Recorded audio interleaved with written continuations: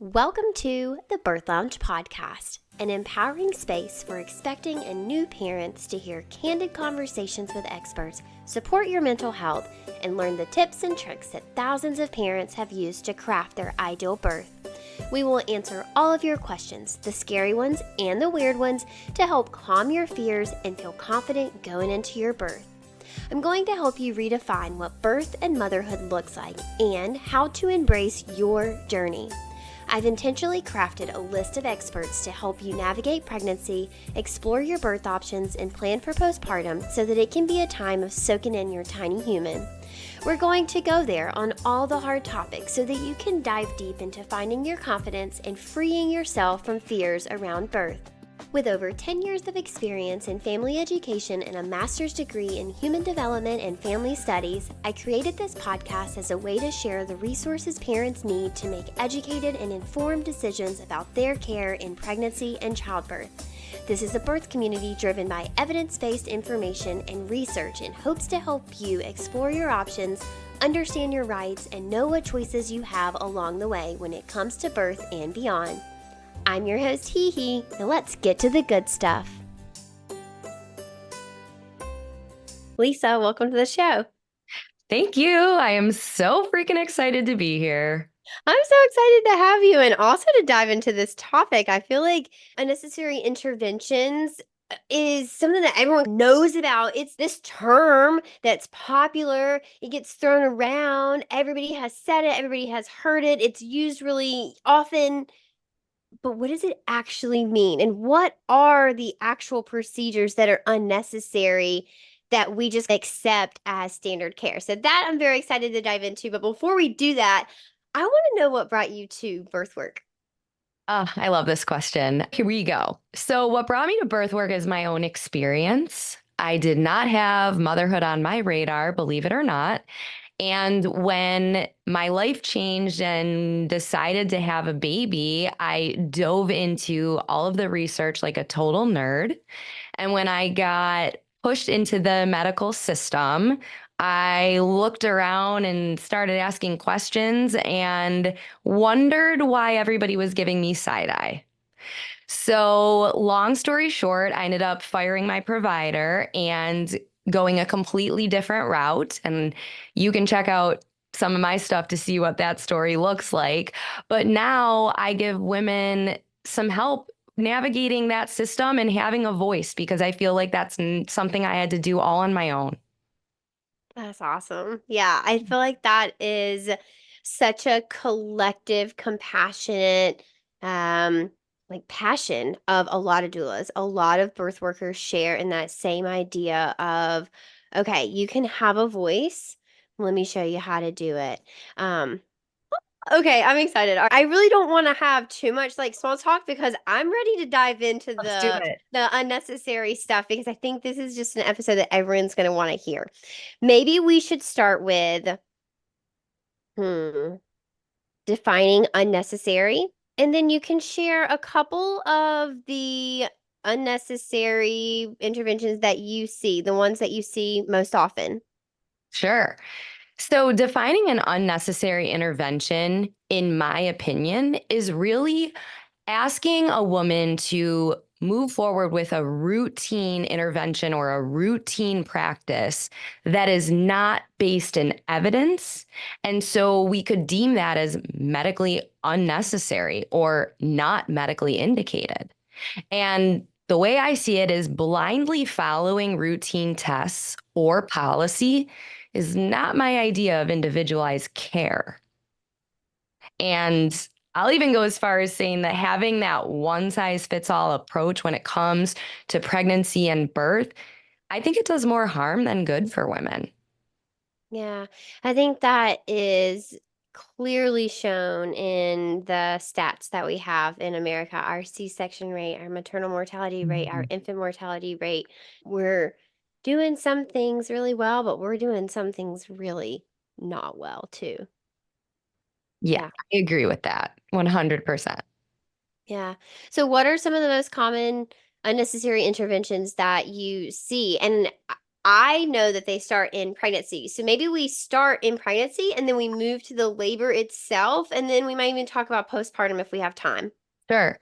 Cool. Yeah, I want to talk about the routine practices today that maybe we need to be questioning or Mm-hmm. reconsidering and definitely deciding for ourselves. And that's despite what our provider may think or what's been done in the past or what's the policy of a given hospital. So that hopefully gives some background on what I mean when I say if we're going to go a different route. I believe that my purpose is to help women exercise their autonomy and turn up that volume. So that's the place I'm coming from, just so listeners know. I love that. Okay, let's go. Okay, so let's start with an easy one. First trimester tests, such as the screening exam that happens around that 10 to 14 week mark. And just to give a tiny background, we can talk about screening tests, which estimate the risk of your baby having a chromosomal abnormality, or a diagnostic test, which is a much more definitive and more invasive in most cases, and that's going to give you more accurate result. The typical one is just a blood test combined with an ultrasound, and we're looking for the chances of Down syndrome or other abnormalities. So what does it do? It provides early info for potential genetic concerns, and it could offer you peace of mind, but it could also lead to further testing, a lot of anxiety, emotional distress. And so we have to also account for the chance of a false positive. So here's what I have to say about this one. We need to be asking ourselves, what are we going to do with this information? And I believe this should be a discussion with your provider. Not an assumption by your provider of how they think you will want to go. Yeah, for me, for example, before I made the switch and went more of that midwifery, more natural, listen to my body and avoid all these unnecessary things, I was put through the gamut of genetic testing. Nobody sat me down and said, "Hey, Lisa, would you like to test for X, Y, and Z? What will you do with that information? Because that will help us determine if we're going to continue testing through a diagnostic lens." Nobody had that decision, that conversation with me, and it caused a lot of unnecessary stress. Yeah. Would it have changed the decision that you made? I don't think I would have moved forward with the testing if I'm being perfectly honest, and I tend to be, because I just want moms to know that it's okay either way, and I support their decision either way. For some, it's important to have that information and they have a plan in place for how they will handle that information. For others, they may choose that if a certain outcome requires additional intervention, then they might opt out. Mm-hmm. And by not telling patients and moms all of their choices, then you're really robbing them of that opportunity. That really is a violation of their autonomy because it does steal that option from them. It's the same way I feel about like VBAC bans or hospitals that say you're Mhm. not allowed to like birth your twins vaginally, even though some twins are totally safe to be born vaginally. Anywho, okay. Exactly. What else? I love talking about the oral glucose tolerance test or the glucose challenge test. We're talking about screening for gestational diabetes. And this is one where I get flooded in my DMs questions about it. So I think it's a good one to bring up. It's a little later on, so that 24 to 28 week mark in pregnancy. And most people are very aware and knowledgeable about that glucola drink. And I like to bring this up because although I think testing for gestational diabetes is a good idea, so I'm not saying avoid testing. I'm saying you have options on how to test. So if you're not interested in drinking the glucola because it makes you sick, or you don't like the ingredients, or you feel like it's loaded with chemicals, there are alternatives such as the fresh test or testing your sugars at home, doing finger pricks on your own. There's the ability to wear a continuous glucose monitor, usually on the back of your biceps. Again, it should be a conversation. What kind of data are you looking for? And some of my clients are, Lisa, I'm just going to do the glucola. I don't care what's in it. I want to check it off the list. Blood work doesn't bother me. Easy peasy. And then I have other moms where there's a ton of anxiety around sitting for that blood test or around drinking the actual drink or around failing the 1 hour test and moving to the 3 hour. So there are alternatives, and I like to make those known because this is a biggie. So this is something that I get my ass chewed a lot on the internet about when I talk about the options that people have. And I too am very pro screening for gestational diabetes. It's very important that we know if you have it. It's very important that it's controlled and that you and your baby are safe for sure. No one ever argues that, obviously. However, here's what I will say. I have recently learned that the blood sugar, checking your blood sugars at home definitely has some downsides. I was not ever taught those. Dr. Jessica, she's like a prenatal nutritionist online. I can't remember her. I think her last name starts with a K. Can't remember. I'll have to find it and link her. But she has made some really good points about it. She's very pro the glucola drink. She's very pro that it is a challenge of your body and to see how your body responds, and that it is important to get that much sugar into your system at one time. She makes some very good points. I can see her point of view for sure. Sure. I like the fresh test a lot.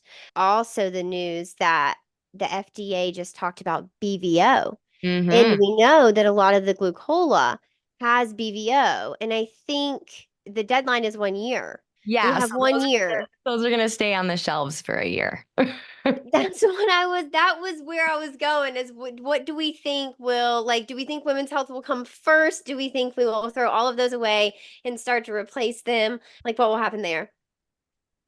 No, I think that it is commonplace and it is routine. And we have seen this happen over and over where it's very hard to change what's happening in the system right now, meaning Yeah. it takes years to catch up. So, although many of us have been talking about the ingredients in the glucola, I just think it's going to take a lot longer until it becomes more common practice. I love the continuous glucose monitor because I agree with you. There are absolute downsides to some of the alternatives. I typically am one to steer away from counting jelly beans and things because to me it's just harder to have that like scientific definition of how much glucose.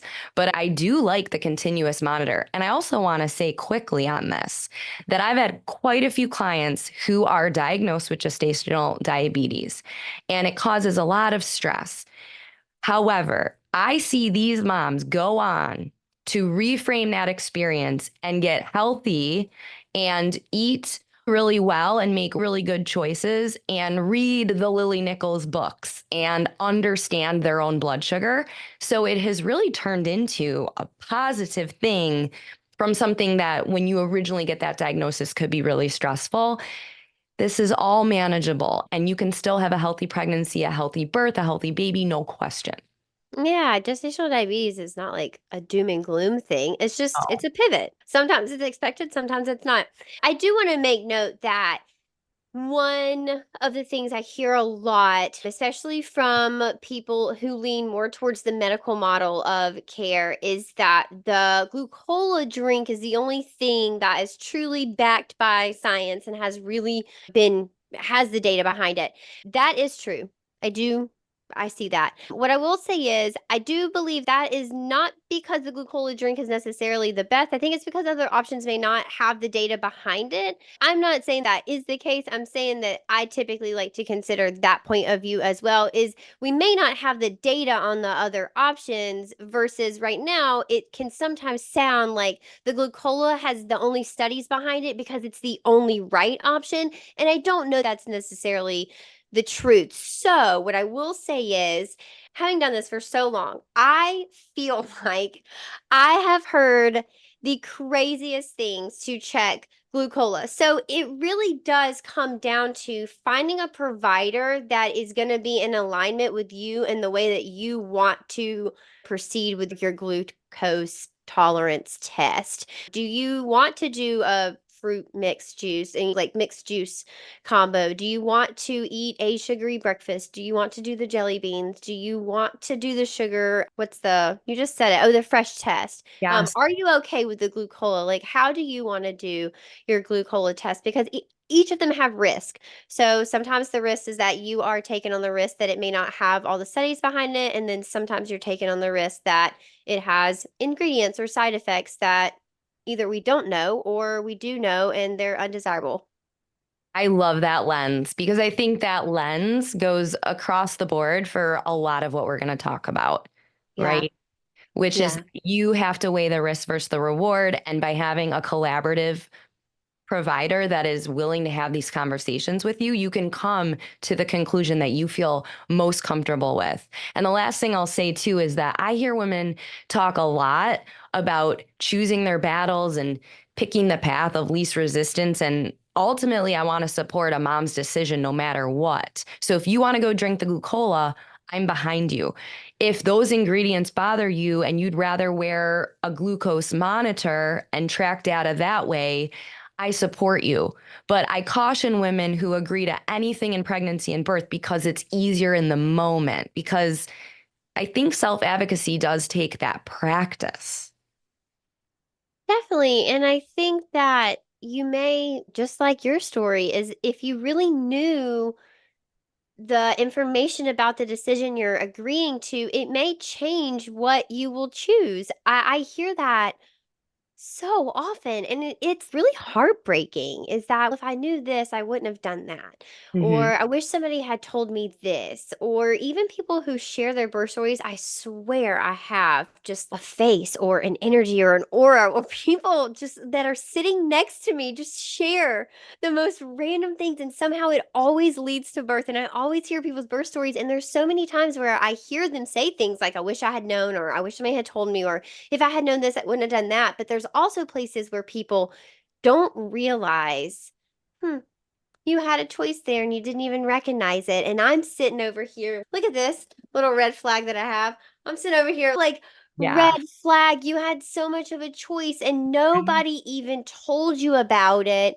And by doing that, they robbed you of a part of your birth that could have been an autonomous part, an empowering part, a part that instilled confidence in you because you got to make the decision, but instead it was taken from you or just withheld from you altogether, which is sad. That's super sad. Yeah, you bring up that concept. I talk about this constantly, which is that radical responsibility. So Yeah. I can recognize that in that situation, I was freshly pregnant. I was going with the flow. And Yep. I'm glad it happened because now it's part of my story. And I literally flipped my birth plan on its head that day. I was like, never again. I'm taking responsibility. I didn't know these things because I didn't ask. And so Mm, moving forward, it was I'm in charge, I'm in the driver's seat, I'm selecting a different provider. And that's really important is that radical responsibility. You bring up such a good point. yeah. Look, somebody in your room, in your birth room, is going to be in charge. It can either be you or it can be your doctor, but it's going to be somebody. And you can decide who it gets to be. If it makes you feel safer to have your doctor making the decisions for you, then definitely choose that. If it gives you anxiety, we don't want you tense and anxious and in your thinking brain during birth. But if you want to be the one that's making the decisions, you're gonna have to reach out and take that power. And like you said, it sometimes takes a little bit of chipping away, a little bit of taking it slowly through our prenatals, through our conversations, through sharing our preferences, through changing providers, firing your doctor and getting a new one, changing completely out of the hospital model of care and into either midwifery in a birth center or a home birth setting. So don't be afraid to change there. Okay. What else? What else in pregnancy is standard of care and we don't even think about it and we just agree to it? So I would love to bring up the controversial topic of ultrasound.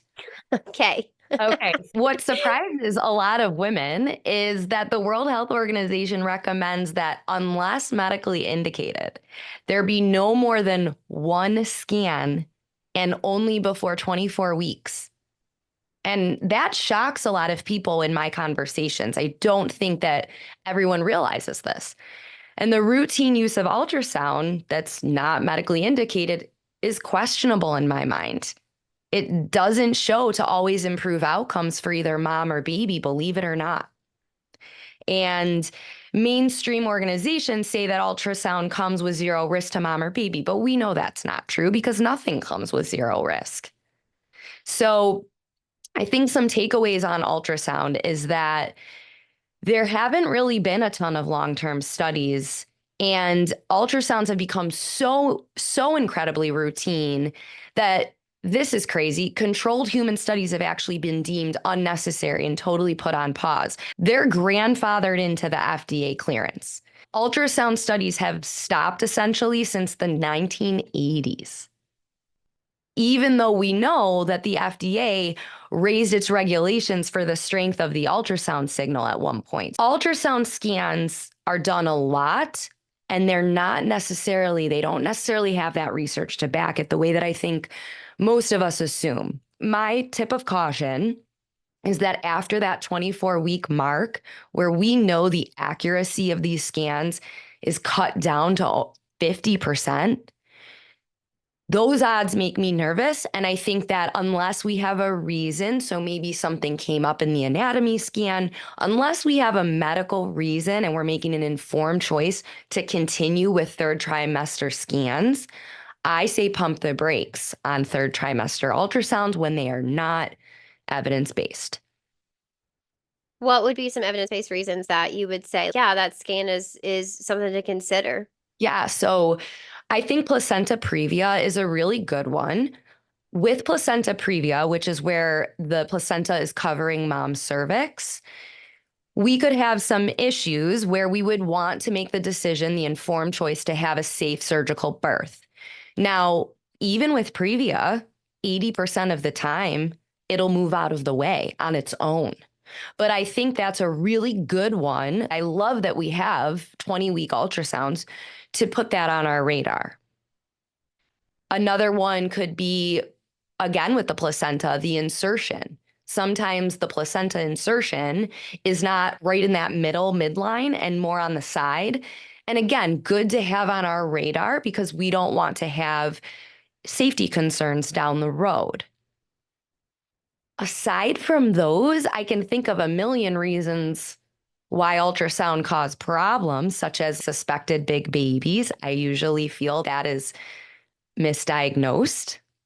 I think I read that 10% of babies are over 9 pounds. That's a tiny number. So that suspected big baby is often found in that third trimester scan or low amniotic fluid when most of the time mom can hydrate herself and get those fluid levels back up to where they need to be. Even IUGR sometimes, if that is not detected until that third trimester, can cause a lot of undue stress. And those babies come out at a great size.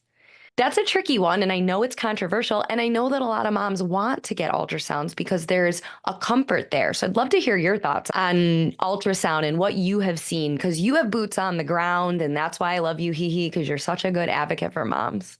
Oh, thank you so much. Yeah, ultrasounds are very personal, and I actually think that's why they're so controversial. People get them for a lot of different reasons, and it is one of the places in birth that doesn't necessarily need to be evidence-based. People want it anyway. I even think that maybe if we found out that ultrasounds were doing harm, people might even still take that risk. It is like you said, it's a comfort thing. People love to check in on their babies. And I love that too. We should definitely be checking in on babies. My preference on checking in on babies leans more towards counting kicks and like that maternal baby connection. If we need something further, then we have ultrasounds and we have our biophysical profiles and we can check on baby. In terms of routine, ultrasounds, again, very personal. People should choose whatever is comfortable to them. But ACOG, I wanted to pull up what ACOG had said about ultrasounds because this is what we share as what your doctor will know. But one thing that I think surprises people, since we're all about surprising people today, Mhm. is your doctor does not have to follow ACOG.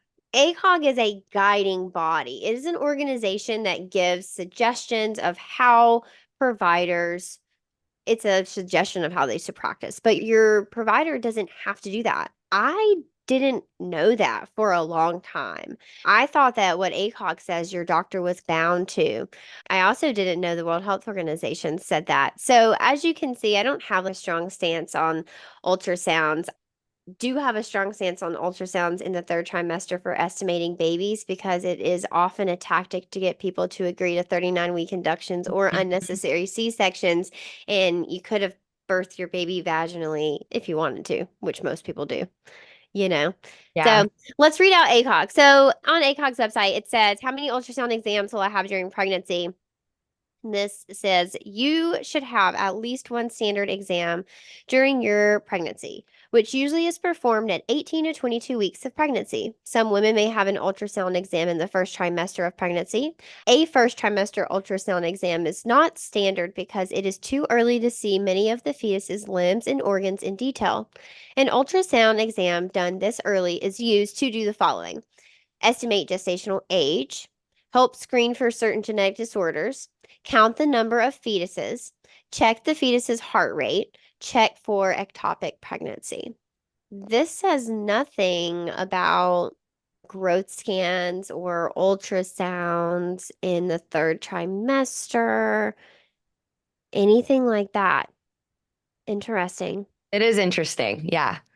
I wonder where it comes from that doctors just get really ultrasound happy, because I know you have seen it where you're going for ultrasounds every 2 weeks and you're like, why are we getting these scans? And people are like, I don't know, it's just nice to see my baby. And then no doubt you get, oh, well, your baby's looking a little big. If you come in, instead of waiting 2 weeks, let's see you next week. If you come in next week and your baby's looking big, we'll probably want to talk about induction. Jeez. And because I just can't help myself. Honestly, my brain also does that thing where it's we can charge for an ultrasound, Lisa. We can Totally. bill for an ultrasound. And I just have to say it. You hope that the provider is doing what is in the best interest of mom and baby 100%. And I am not anti-provider. I have great relationships with providers. It's why I'm in this work. Hmm. But we wonder what are the reasons for the increase in ultrasounds in the third trimester. And we just listed some. You have to weigh the pros against the cons. And I think the important thing is that moms trust their intuition and move forward with a decision like that based on the right reasons and the reasons that work for them. And I support that. Yeah. It's not don't have any ultrasounds ever. Right. It's make sure you're using it responsibly and intentionally and in a way that makes you feel comfortable. If you don't like the risks that are associated with ultrasounds, then use them sparingly. Use them as needed when requested. You don't have to have tons and tons of ultrasounds if there's no need. Okay, it does remind me of something that I wanted to chat about, is a time that I often find ultrasound helpful. It's rare, but it has happened a couple times, and so I have to say it. When we go to push a baby out and or we're in labor and we need to check baby's position, right?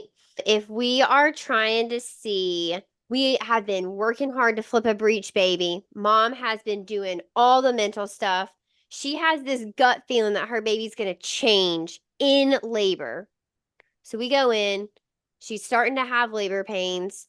She gets a scan and they're like, oh my God, this baby's head down. And she's, I knew it.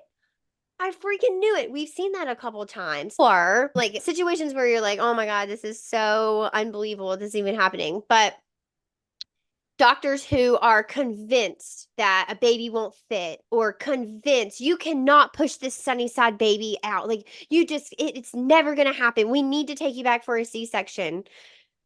We have had clients who have said, before we do that, I want an ultrasound to make sure my baby is head down and not facing any funky way. I want to see exactly where my baby is. Exactly, right? It's an estimate, it's an ultrasound, but as much as we can, that has informed us before of, oh my God, we need to do like certain things with your body.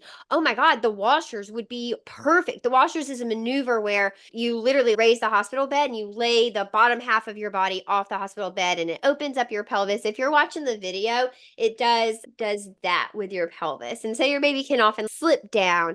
We've used it for face presentation to confirm that the baby was face presentation. It informed us whether this mother wanted to keep pushing or if she wanted to go for a C-section.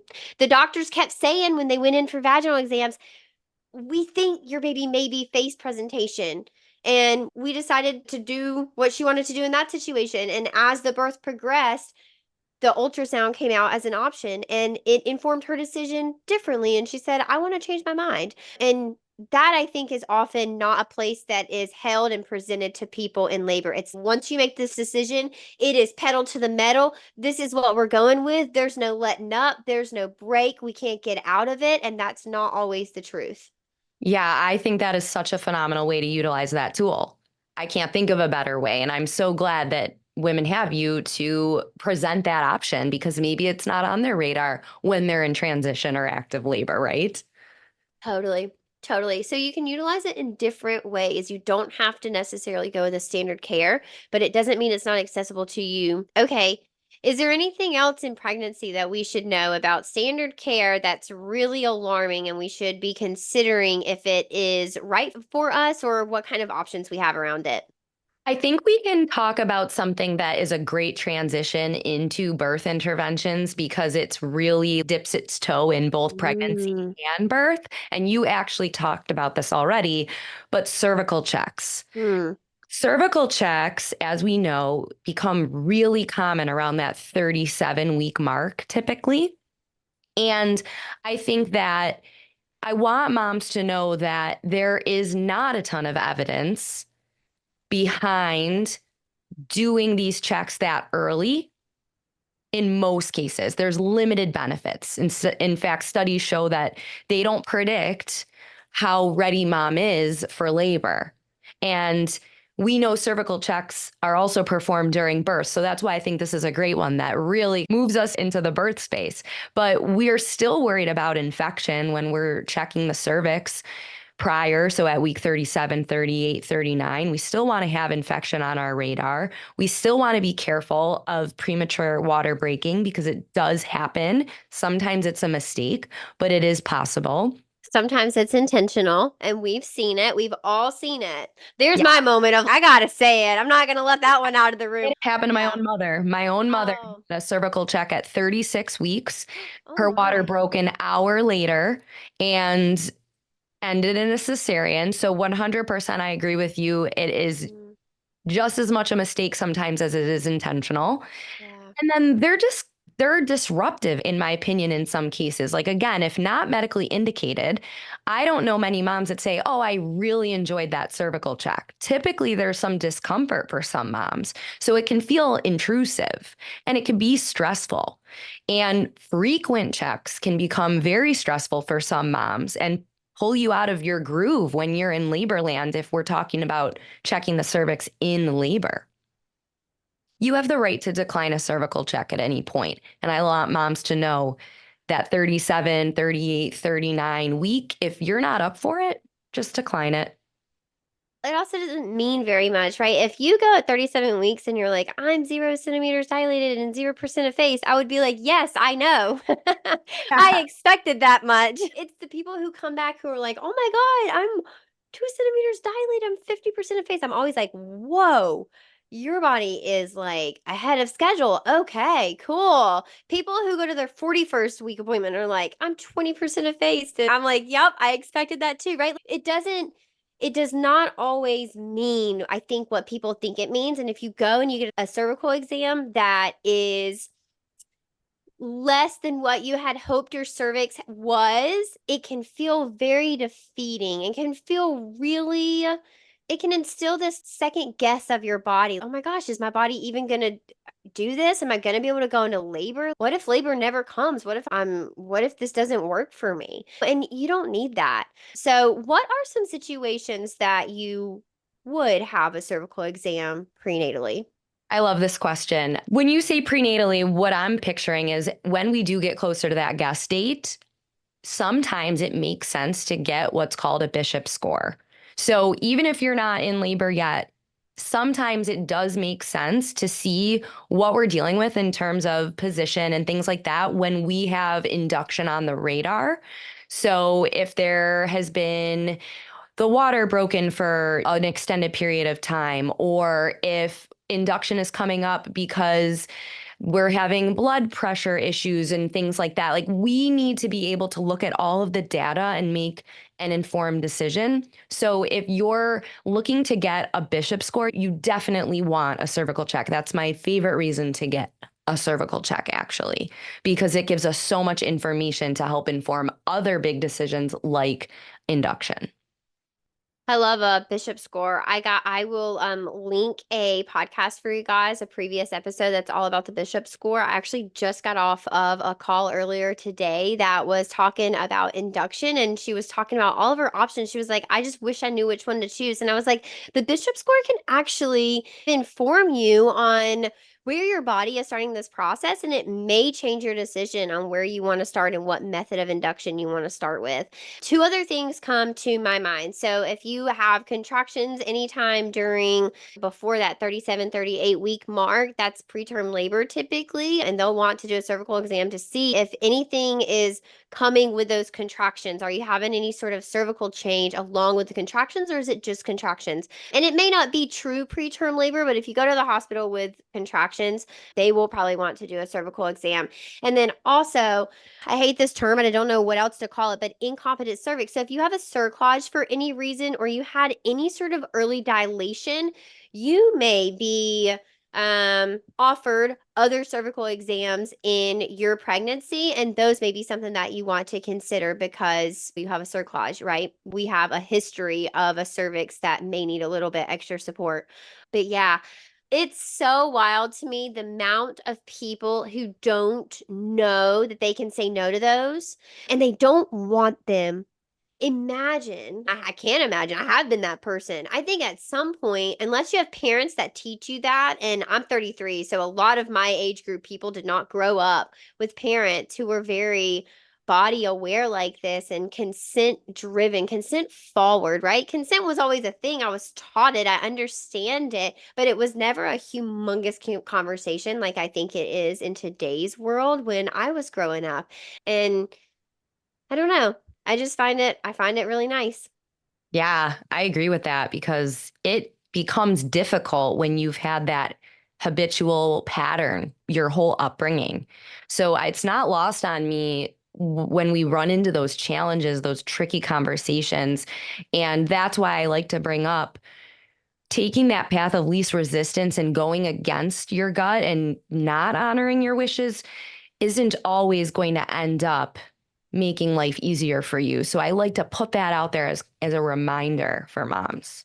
Yeah, that's actually a really powerful point that the work that you do now, the times that you step out of your comfort zone, you get uncomfortable, you have the hard conversations, you think about the heavy topics, you prepare for the scenarios you don't want to find yourself in, but are very possible, will not determine how things go, but make it a lot more manageable. You will have a plan. You will have prepared yourself, prepared mentally, prepared tools in your toolbox to be able to make these decisions. Yeah, don't skimp out now, because if you do, I want to say you might pay the price later. That sounds so fear-based. It sounds so terrible, but it's actually true. Yes. And last thing I'll say about that is arm yourself with the support. Call HeHe, call me. We are here for you. Totally. Okay, if you feel that you need a little handholding or a nudge, that is what we are here for. It is literally the work that we do every day. So lean on us. My question for you is why would you know how to do this? You are having your first baby. You've never done this before. So why would we expect you to know what to do? Or you've done this before and it didn't turn out and you want to do it differently. So, yeah, call somebody who does this, who knows what they're doing, right? It's okay that you don't have the answers. That's totally okay. I want you to think about, though, the anxiety that comes with not knowing the answers. The sooner you start to get those answers, the sooner you can get rid of that anxiety that comes along with that. The Yeah. sooner you start practicing these skills of saying, I don't want this ultrasound, but I was looking into an ultrasound at this week because of this. Do you typically do those? What would you recommend if I decided I wanted it? Is that something I could get? Is there any risk to me getting it? Whatever it may be. Those are great questions. Yeah. Okay. We bled into birth a little bit. Shall we keep going with labor and decisions there? Yeah. Cool. So I like to bring up IV fluids. Okay. And I know that when we are facing the statistics of 98+% of women birthing in a Hmm. hospital, IV fluids can be tricky. But I do want moms to know that if for whatever reason they want to avoid IV fluids, it is possible. It might not be easy, but it is possible. You are capable of hydrating yourself. You are capable of creating a barrier against things getting put in an IV without your knowing. And you are capable of having total freedom of movement, not being tethered to an IV pole. There are some situations where you can honor that preference. And I just like to make that known because I don't think that is one that a lot of us think of regularly. I think we assume that we have to have IV fluids in every hospital birth. That's not necessarily the case. Yeah. What do you feel about IVs? With a HEP lock, Yeah. I like it. Yeah, Like a you do? I like a HEP lock or a saline lock if that is the compromise, because I have had moms say to me, get too caught up on the outcome of the IV fluids. And so it's an all or nothing. Their provider is telling them, or their hospital staff is telling them, you have to have either a HEP lock or an IV pole. And so I want them to have a middle ground Hmm. where they don't have to feel like their birth plan is blowing up in their face. I didn't have anything. So my personal preference is nothing, but I'm okay with a saline lock if that is what is going to make things move smoother. So it depends on mom's true desire. Yeah, but that a little bit bleeds into that good girl theory of, okay, now you're making compromises that don't feel aligned to you. If you are having to make a compromise about something like that, really think about it. Yeah, I think what comes to mind is let's throw out the idea of GBS antibiotics, for example. Totally. So you're a mom that doesn't want IV fluids, but you are opting into GBS antibiotics, then I would say, okay, maybe a saline lock in this situation makes sense because you Definitely. do need a port, but we don't want you to be tethered to a pole. So I like that you brought that up. I think the message here is stand your ground, but also know that there may be a situation where in order to have one and not the other, we have to find that compromise. So that's a great point. Another thing that we should mention is if you decide not to get an IV, you need to be staying orally hydrated. So make sure you're drinking things that hydrate you. Bring your water or your birth lemonade, your birth drinks, your whatever you're drinking for labor, Electrolyte. coconut water, yeah, mint tea, whatever it is. Yeah, stay hydrated because that's what the fear is that you'll be too dehydrated. We want to already have a line placed in case things go poorly, unless you have a medical reason to have one. Pitocin would be another reason to have one because Right. you would need a port to give your Pitocin and then also an epidural. You have to have an IV for an epidural because they need to give you fluids for that. So think about those things. IV medications like Stadol, Nubain, those things can be given IM as well. So if you don't have an IV, a HEP lock, and you don't want to have one placed just to have like IV meds, pain relief, you can have them IM. So just know that as well. I too, you mentioned not having an IV in your labor. I've seen so many people not have an IV in labor. And for low risk people who you're taking it as a precaution that are hydrating well, they are looking healthy, they've had a very standard length. birth, if they don't want to have an IV, I typically don't even bat an eyelash, and your hospital staff usually very much does. So, what do you say to people who get to the hospital and their hospital is saying things like, but it's in case of an emergency, we want to have one just in case. We won't put anything through it. We just want to place it now. We'll tape it off.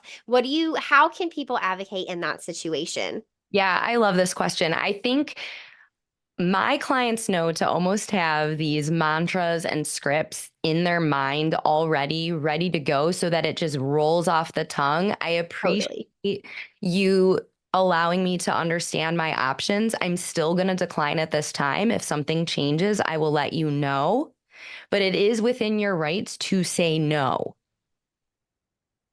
It is. It's within your rights to say no. It's within your rights to say, I'm going to decline the IV fluids. I will let you know if I change my mind, because you're inviting the idea that you're going to say no for now. And then you're also saying, I will come to you if I change my mind, opposed to you being badgered every hour Yeah. to get IV fluids. Yeah. And you can change your mind, right? A situation that comes to my mind about changing your mind about this decision in labor is like throwing up constantly. If you cannot keep water down, if you can't keep anything down and you're like, okay, I don't want to risk getting dehydrated and then yes, something going bad and them not being able to get an IV in, I'm going to go ahead and opt for it even though I don't need anything in my IV. And if I continue to be sick, I'll actually maybe get some fluids through my IV and it's still placed for an emergency if that were to happen. Is there something that comes to your mind or any situations where you're like, yeah, an IV might be good for that? I would say, I don't know if there is, because again, I talked about the GBS antibiotics. You addressed vomiting, feeling signs of dehydration. I guess if something like a fever, but that would all tie Mm. into where it would be like almost a no-brainer.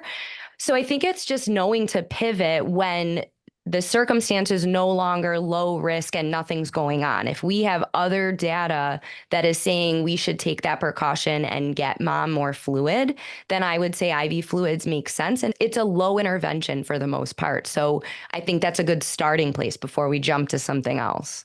Totally. Man, okay. All right, what else? Ultrasounds, anything else we should think about? I think during birth, another one and a good one to even wrap up on is birthing on your back. Oh, yeah. This is really an intervention if you want to use the term liberally, but birthing on your back is routine. Most people are expected to do, and we know the evidence shows that birthing upright makes a lot of sense in a lot of Mhm. situations. Giving birth Mhm. is so powerful. You should have choices in the position that you birth your baby. We know that upright positions help because gravity is working in your favor. It opens the pelvis, it eases the process.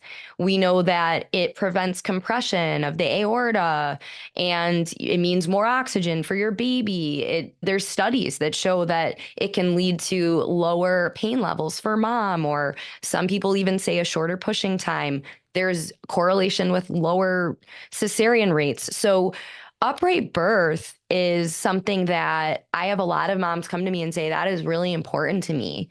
And we will have conversations about why don't most women birth upright in a hospital? And unfortunately, that's because it's way more convenient for staff to catch a baby with you lying on your back with your legs in that lithotomy position or semi sitting with your head elevated. But we know that the evidence really shows upright birth is often helpful, especially if you don't have an epidural.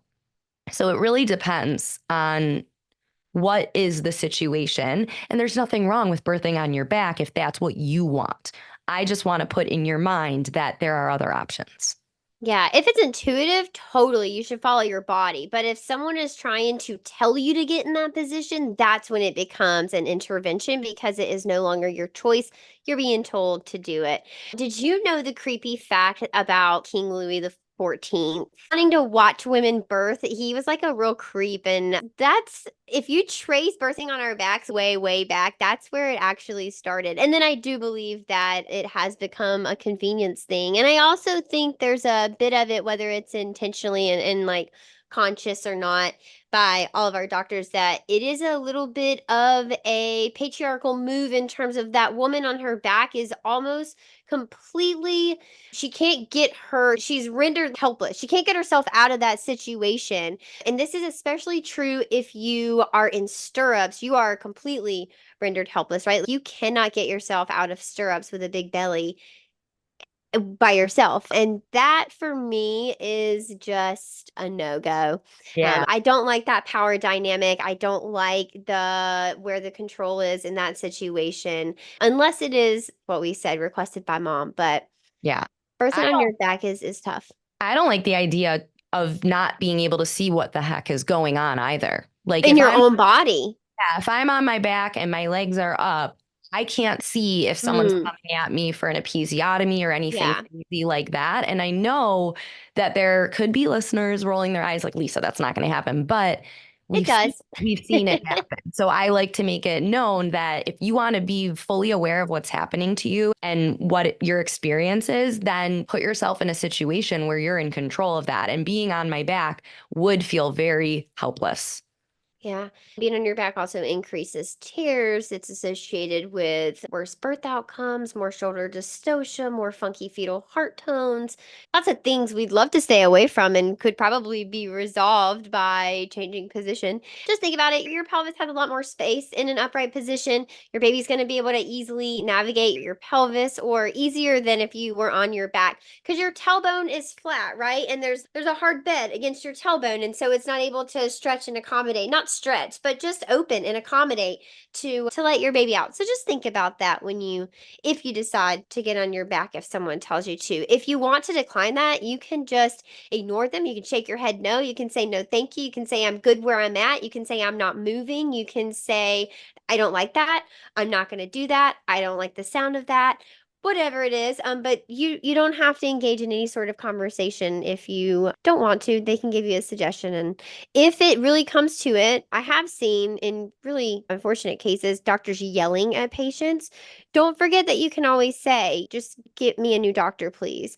And because if your doctor doesn't have, maybe they really are only trained to deliver babies if the people they're attending are on their back. That would mean that they probably weren't so qualified to be at your birth. So they should get someone in there that has probably the skill that is a little bit more comfortable with people upright. So just think about that. You can ask for that. I think a lot of times doctor comes in and it's the on-call doctor and you feel very stuck with them.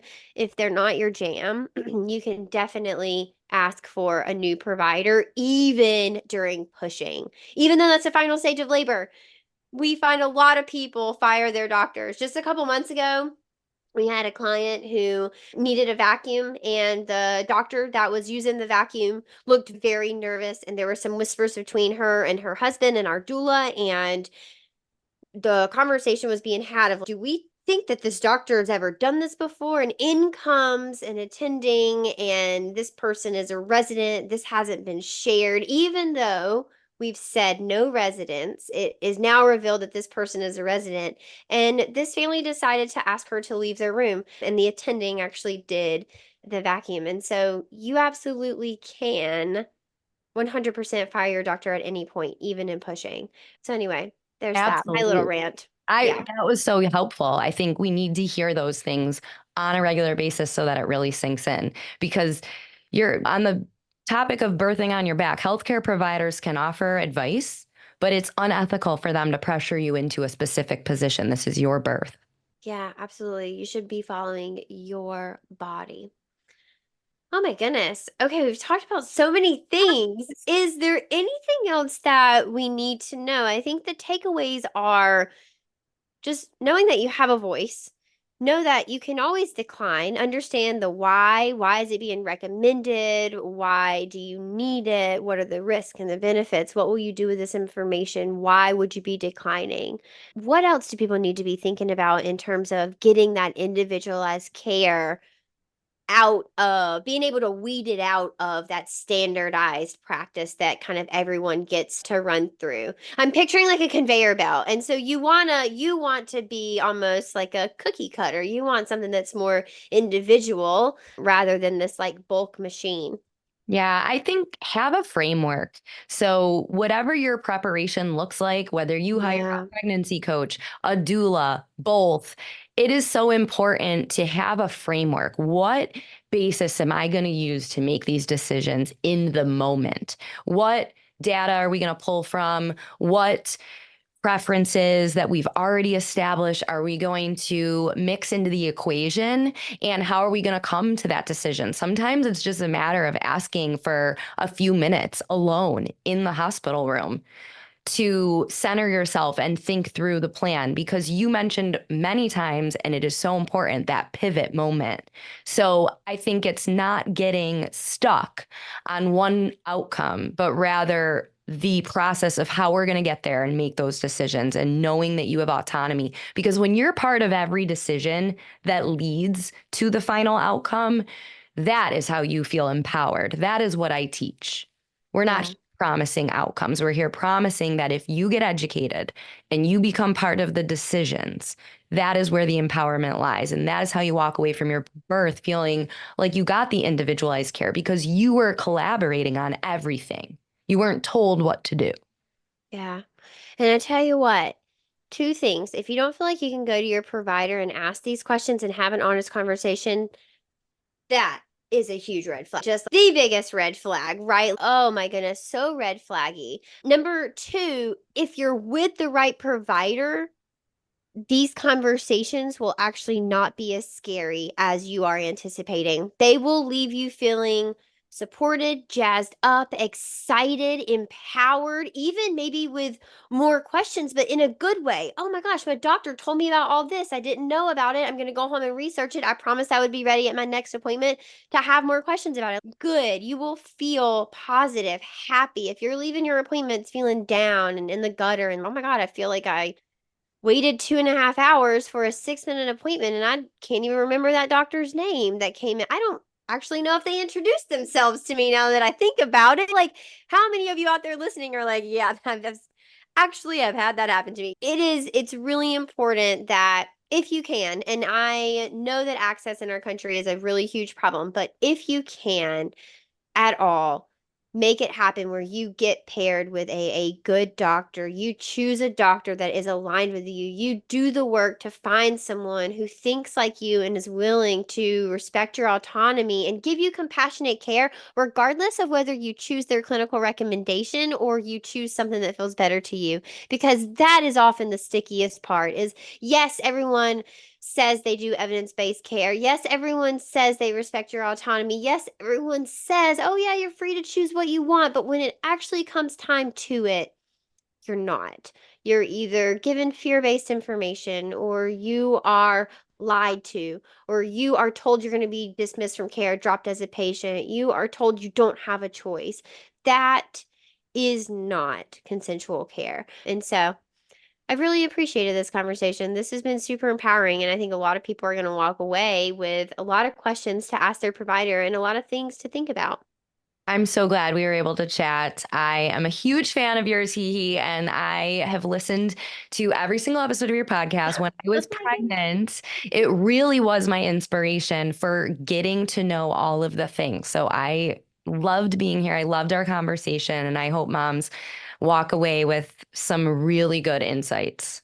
Nice. Oh my gosh. Thank you so much for the sweet words. I appreciate it. I love this community so deeply. It's just filled with good people like you. Thank you so much for being on the show. If people wanted to connect with you, where can they find you? Where can they work with you? I would love to invite listeners to come check out my podcast, which is the Empowered Pregnancy Podcast. You could also follow me on Instagram. I'm there all the time, Empowered Birth Coaching. And I have an amazing community called the Fierce Mama Circle. So if you are a new mom and you are looking for some postpartum support, or you are a pregnant mom and you are looking to talk with women who have walked the path before you, check out the Fierce Mama Circle. And you can just go to empoweredbirthcoaching.com/circle.